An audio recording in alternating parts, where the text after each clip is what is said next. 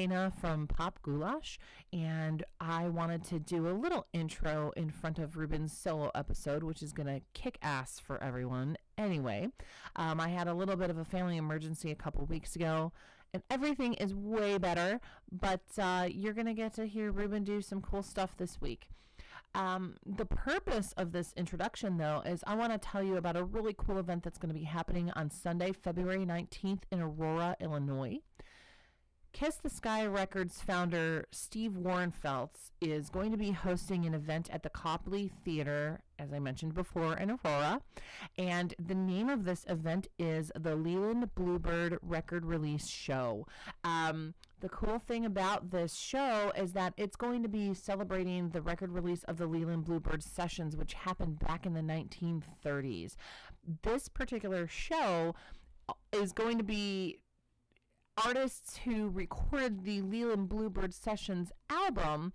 It was a re-record, of course, of the original. And so it's going to be by a lot of really cool local artists. So just to kind of give you a little bit of a teaser, some of the new renditions from the 30s album are going to be done by Robbie Fulks, Mick Hone, Mick Ducker, the Steepwater Band, and Nora O'Connor. And so for those of you who are pretty well versed in the Chicago music scene, those names should ring a pretty good bell for you. So I'm going to go ahead and include the links in the description for this particular episode, but you can also find more information at www.auroradowntown.org. That's www.aurora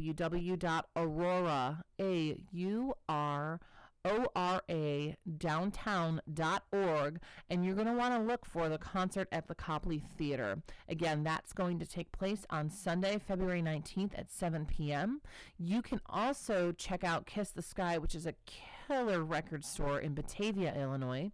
You can find them on kissthesky.net, and you can also find them on Facebook at facebook.com/Kiss the Sky Records. So make sure you guys check it out and have an awesome week. Bye. Strap on your ear goggles, bitches. It's time for Pop Goulash. How you doing? I'm Reuben Hood. Void from us this evening is Dana and producer Jake. I'm flying solo tonight, so we're going to have to see how this goes. I'm going to try not to ramble. I'm going to keep it short, keep it sweet. We're going to have a little bit of fun tonight. Just wanted to put it out there, and Jake, when you edit this, feel free to cut this if Dana would prefer. But Dana and Jake are not going to be joining us tonight because there was an emergency in Dana's family. So however you put positive energy out into the universe, if it's prayer, vibes, whatever you want to call it, just send some to Dana and Jake's family. They could really use it. On the good news, things are going well, and they will be back to join us again next week. We're going to have a blast. So let's see here. What have I been doing this week? I, aside from work, I've been consuming a little bit here and there. I've been working on Dana's assignment, which I'm not going to touch because obviously we want the reveal for the next time we get together and actually have a conversation about it. But I picked up an old album, well, a new old album by Pearl Jam. I've owned it, so don't think that it's like I just bought it. But it's Lightning Bolt by Pearl Jam. And I am a Pearl Jam apologist. I love this band. I grew up with this band from all the way back in 91 when I saw the live video in black and white on MTV down in St. Louis at my grandmother's house. That's how far back we're going. I've always been a huge fan of this band, and for the last two albums, Backspacer and this one, I have had just a tough time with them. I understand if you want to just put out a clean 32-minute record, and I respect that, but the songwriting just isn't the same. There are some good highlight songs on this record. Getaway is a decent one. Mind Your Manners is a barn burner, but Getaway, the opening track, man, it's got this line in it where Eddie sings something to the effect with, "We're all thinking with our different brains." Eddie, you're better than that, man. Like you've had some profound thoughts in your music and your lyrics, and we'll all be thinking with our different brains. Yep, that was a lyric. My Father's Son is a pretty decent track, so the first 3 tracks on this album are pretty solid. Sirens, it gets into dad music ballad territory. Lightning Bolt's a pretty decent song, and from there, I'm done. I can't get into the rest of the album. I literally had to shut it off. It made me sad to think that this band that used to be such a powerhouse rock and roll band that had just monumental things to say, or at least they did to a 13 to 28-year-old guy in that time frame, and they just don't do it anymore. Honestly, I think with Backspacer and with Lightning Bolt, if you take and slice both albums together, you probably have a really good, solid record along the lines of maybe if you could wedge it between Vitology and No Code. Man, it's just disappointing. And I was hoping, we're a few years out from the Lightning Bolt record. I was really hoping that it would get better, or that I would just maybe, since I'm having more life experience between when the album came out and now, maybe it would change my thoughts on it. Unfortunately, that's not so much the case. It just bugs the crap out of me that I just want to love these records so much. And I think a lot of it, too, is that the last 2 times they've come through Chicago, they've played Wrigley Field exclusively, which is great. But in all the years that they've come to Chicago, I've missed maybe a handful of shows at the most. A lot of times they were small benefit gigs that were thousands of dollars a ticket, like when they played with The Who at House of Blues, which literally was $1,000 a ticket. At that point, I think I was 22. I couldn't afford that. I still can't afford it. And they played Lollapalooza, and for as much as I love Pearl Jam, I just could not justify the cost of that particular concert just to see them. And there have been a couple other like weird little one-off shows that they've done at Metro where it's like, hey, we're playing there tonight, and I've missed it. But the last two times that they've played in Chicago, they've played at Wrigley Field, and tickets have gone immediately. Like, and you get put in waiting room hell. I've had several computers going at the same time. I've had me and my buddy Eli have both been online trying to get tickets at the same time and have been shut out completely. And then you find out that later on that thousands of tickets were set aside for the legal scalping industry known as ticket brokers, which were such a nasty word when we were growing up, and now that's pretty much the only way you can get a ticket to a show in Chicago, it feels like, anymore. So I've really been soured on Pearl Jam for the last few years, and yeah, maybe it's because I'm spoiled and I haven't been able to really do what I wanted to do by go seeing them and enjoying them live. And maybe, if they come back around, apparently they've got a new album that's supposed to drop at some point later in the spring. If we're able to get tickets, maybe seeing some of these songs live will change my opinion of them. It's happened in the past with other bands. I really hope that it'll happen with this one. Man, this album was fucking disappointing. And then just today, I dusted off an oldie but goodie, and this one was legitimately an old album. We're walking on 16-year-old territory here, but it was Eminem's Slim Shady LP. It was his very first major label debut album. It was pretty damn good. It wasn't all there. He was still singing in a lot, or he was still throwing down his rhymes in a bunch of funny voices, really high-pitched. It almost reminded me of like how Daryl DMC of Run DMC, McDaniels, had said that Russell Simmons or whoever was the producer of his records, always wanted him to sing in a higher register and erect his voice. But he sounds like a 12-year-old rapping on this album and just saying some of the most horrendous shit you can think of. My Name Is still a solid song. Guilty Conscience, super solid. Brain Damage is solid. If I had $1 million, I mean, the cool thing about this album is any one of these songs could have fit onto the 8 Mile soundtrack. And it's a document of that time in his life where he was broke. He had nothing, except for the clothes on his back and whatever he had to do to make it go by, make life happen.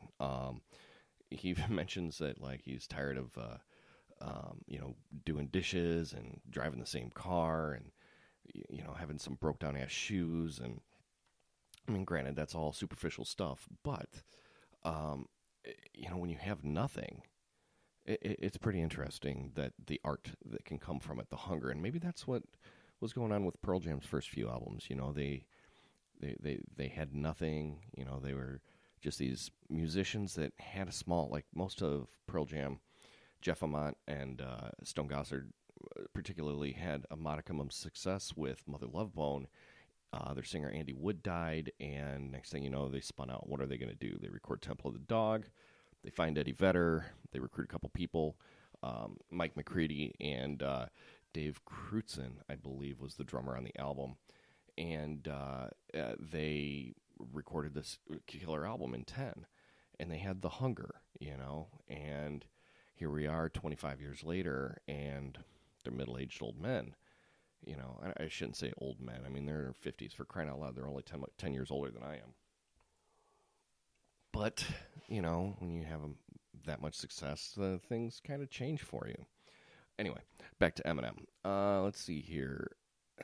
97 Bonnie and Clyde, I always have to skip that track. I just can't. Especially now being a dad, when you hear somebody talking about killing their baby mama, it's a little disheartening, and you can't really, I just can't listen to that. I can't listen to the follow-up song that's the prequel to this called Kim, which is on the second album, Marshall Mathers LP. I can't listen to that song either. It's dirty, and not dirty like in a sexual way, but it's just, you feel like you need to take a shower after you get done listening to it. Role Model, meh. My Fault is one of those funny tunes, but it's with like horrible implications of what's going on. He's talking about it, giving a girl way too many mushrooms and she overdoses on them, which not funny, but it's interesting. Come On Everybody is kind of his dance song. He even says it at the beginning. Rock Bottom kind of goes hand in hand with If I Had. Just Don't Give a F, because I'm going to try not to drop too many F-bombs tonight. And let's see, Soap. This album would be a lot better if a lot of the skits that were on the album aren't on the album. I'm not a big fan of the skit on the hip-hop album. I think it really, there are very few skits that I've heard on a record that actually enhance the album or the experience of the song that either succeeds it or precedes it. So it's one of those where I'm just stop with the interludes and the skits between songs. You're not actors, you're rappers. Just lay some rhymes down, man. Bad Meets Evil and Guilty Conscience are the only two albums where he has a guest MC on it. Guilty Conscience, obviously famous for Dr. Dre, and Bad Meets Evil has Royce da 5'9", who actually he ended up recording a single in an album with much later called Bad Meets Evil. Royce da 5'9" is one of the guys that he grew up with in the rap scene up in Detroit, and he always seems very, very loyal. Eminem does, to the people who he came up with. I've always appreciated that about him. He always wants to, with D12, he brought up his buddies in D12. Put out 2 albums with them. It seems like if you knew him and you were good for him, or good to him, he was one to repay the favor with his success, which is always kind of cool. Of the 2 albums, I would probably, obviously, listen to the Eminem album more than the Pearl Jam record. And damn it all, if that just doesn't disappoint me about that Pearl Jam record. I'm just going to be bummed about that for the rest of the weekend, and thank God there's only like 27 more hours of the weekend, because it's just going to bum me out. I'm going to have to listen to some of their older albums to raise me out of that Pearl Jam funk. A couple things that I've been trying to consume here is this week, Powerless debuted on NBC, and it's been taking a lot of flogging from what I've seen from my friends on Facebook and Twitter. It actually will, it follows in the footsteps of the DC television cinematic universe, although this is actually independent of what's going on the CW shows, which are Flash, Green Arrow, Guardians or Legends of Tomorrow. I always want to call it Guardians of the Galaxy. It's so not Guardians of the Galaxy, but Flash, Green Arrow, Supergirl, and Legends of Tomorrow. It's actually taking place in a separate universe from that. I'm going to presume and just play pretend that it's part of the DC multiverse that this one is taking place in. And it's kind of an office sitcom, which is completely tonally different from the CW shows, which are usually pretty, depending on which show you're watching, can be either a very somber drama or, kind of a more lighthearted drama, like with The Flash and Supergirl. I would consider them more on the lighthearted side, and Arrow and Legends of Tomorrow are definitely more on the darker, grittier side. But this is absolute like slapstick comedy for Powerless, and it revolves around a Vanessa Hudgens, who some of you may know from High School Musical fame. Now, I was never one to watch High School Musical, far past my generation. I wish Dana were here. It's part of the Disney tribe, and Dana's all about gargling some Disney balls at times. And she would probably tell me to go F myself if she were here in the room at this point. But she stars in it. Kind of a fresh-faced kid that comes from a little country girl comes into the city to experience city life and do whatnot. And she starts working for this insurance company that's owned by Bruce Wayne's cousin, or it's owned by Bruce Wayne. It's run by his cousin, who's played by Alan Tudyk, who you may actually know from Firefly. I believe he was in Firefly. And he also played Steve the Pirate in Dodgeball. He's a great actor. He also was the new droid in Rogue One. He was the smarmy droid, and I can never remember his name. But he was in that. He was excellent. I'll watch anything with Alan Tudyk in it. The guy's a great actor, and always he can play drama, comedy. You name it. He's got it. He's pedigree. He's pretty good. Ron Funches is in it as well. He's a stand-up comic primarily. He was on a show for a short time called Undateable with Chris D'Elia and a couple other people, and he's just a funny guy. And again, if he's in anything, I'm going to watch it. I appreciate how he acts, how he delivers his lines and stuff like that. He gives a good chuckle. And then it also stars Danny Pudi, who you guys may know from Community. Now, I never really watched Community. I've heard it's great. One of these days when I have, 2 months to sit and binge it, I think it's all up on Netflix right now or Amazon, one of the two, and I can watch it there. There's so much stuff out there, man. I just don't have enough time to watch everything that is coming out. God, I wish I did. But it's an interesting show. It's only a half hour, so I mean it's like set up gag, punchline, punchline, punchline. It's still too early to tell how it's gonna go. I'm gonna stick with it, see how it goes. It's pretty funny. There's some funny moments in it, and there were some cringeworthy moments in it as well. One cool thing about it is they had in their opening credits, they take covers of classic Golden Age DC comic books like Superman or Action Comics #1, the introduction of Superman, and they've actually drawn in each of the actors in the show, which is pretty neat. That they tip their hat to the history of DC Comics by showing these old covers, but kind of giving a little wink and a nudge by adding in the actors who are in the TV show, which I found funny. I appreciated that. I thought it was pretty cool.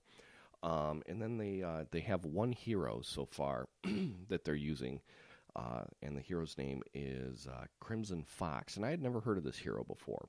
Did a little research. Come to find out, Crimson Fox was created in 1989 for a book called Justice League Europe. And so I'm going to have to maybe hunt down some of those old back issues when it's time for C2E2 this year. For anybody that's curious, C2E2 is the Chicago Comic and Entertainment Expo. It's a 3-day Comic-Con that takes place at McCormick Place, and it's a lot of fun. So I usually get a 3-day pass and hang out for the weekend. So, and trust me, you guys will be hearing about it because I'm sure to be doing some online reporting whilst there. And then... So yeah, that's pretty much all I got on Powerless. It's good. I'd give it a shot. Let's see where it goes. You can't really judge an entire series by the pilot. Sometimes you can. This Is Us totally killed you and totally grabs you by the lady balls and the man balls when you're watching it, as for the pilot there. But this one, it might need a couple weeks to breathe, so I'm going to give this some breathing room. Just check it out. I'll check back in with you guys later. The other thing that I've watched so far is the first 2 episodes of Riverdale. Now, you may or may not be aware, but Riverdale is actually the high school in the city in which the Archie Comics universe takes place. It's an interesting show. It's very dark in tone. I was really surprised with that. I was not anticipating it to be as dark as it is. It's a typical CW show. A lot of boys without their shirts on, which doesn't really do much for me, but hey, you know. It is a good show. It's an interesting show. I don't want to say it's good yet, but this dark turn that they've taken. You know, anybody who's ever seen Archie at the checkout counter, it's, you know, they're usually hanging out at the soda shoppy and sharing sodas with Betty and Veronica, and total 50s throwback schlock. And this is absolutely modern age and dark, like Gotham was dark. Very Twin Peaks kind of a little, not weirdness, but that definitely there's a murder mystery taking place. But yeah, it's a strange show. It's strange because I don't want to say that they've cast off type, but the actors are good. They're acting well. The scripts are pretty interesting. It's shot beautifully. It looks great, but it's definitely dark. It's not the happy-go-lucky, you know, Betty and, like, gosh, I can't describe it. It's just off.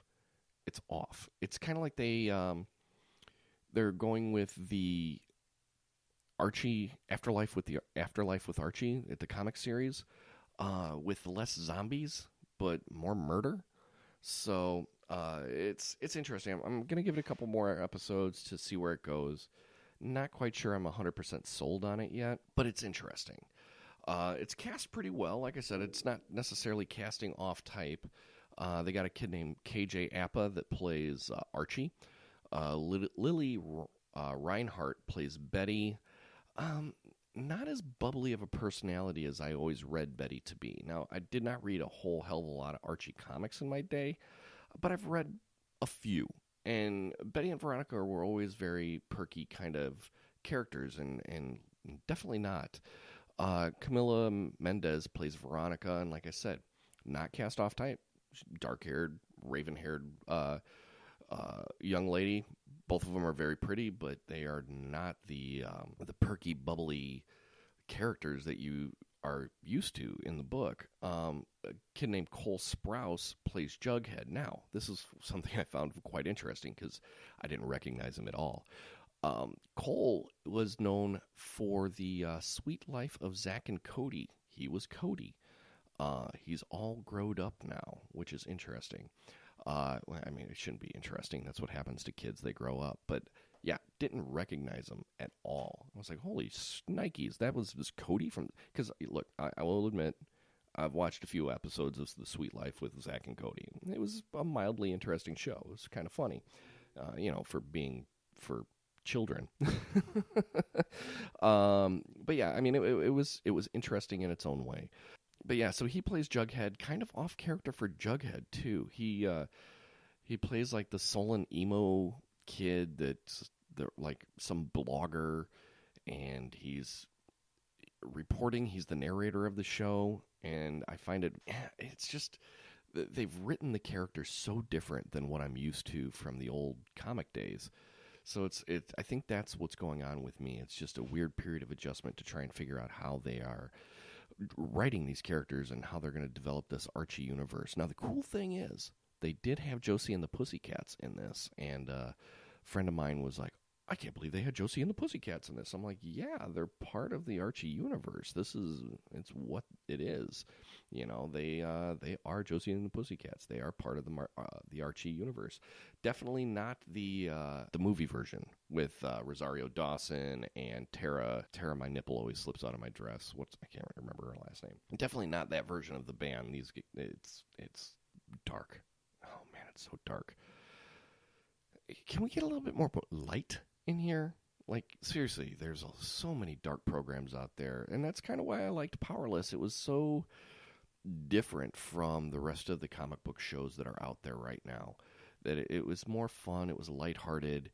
And Riverdale is just, if you could think of a polar opposite version of two types of comic book shows, these two comic book shows are that. They're very much light and dark. It's yin and yang, and it's going to take getting used to. So, other than that, that's been about it for me for this week. I just wanted to thank you guys for listening. All right, you can hit us up on Facebook at facebook.com/popgoulash. You can hit us up on Twitter at popgoulash. You can email us at popgoulash42@gmail.com. We had a bit of a hiccup with Instagram because I'm an idiot, so we're going to put Instagram on hold for just a quick second until Dana can clean up my mess. And you can also reach out to us by phone. You can call us, leave us a voicemail message at 224-325-4235. Give us a call. We'd love to hear from you. Give us some suggestions, comments, concerns. Lay it out for us. We can take it. We're big boys and girls. We bring our panties and our underwear. So looking forward to hearing from you guys. And we thank you for putting up with my solo ramblings this week. I promise you that our next show will be a full show. We're going to have a lot of fun, a bunch of quick, witty banter that you all are used to by this point with the 2 episodes that we've had. Hopefully a lot less from me. I'm such a moron sometimes. Anyway, just as I'm going to tell you guys every week, be good to each other.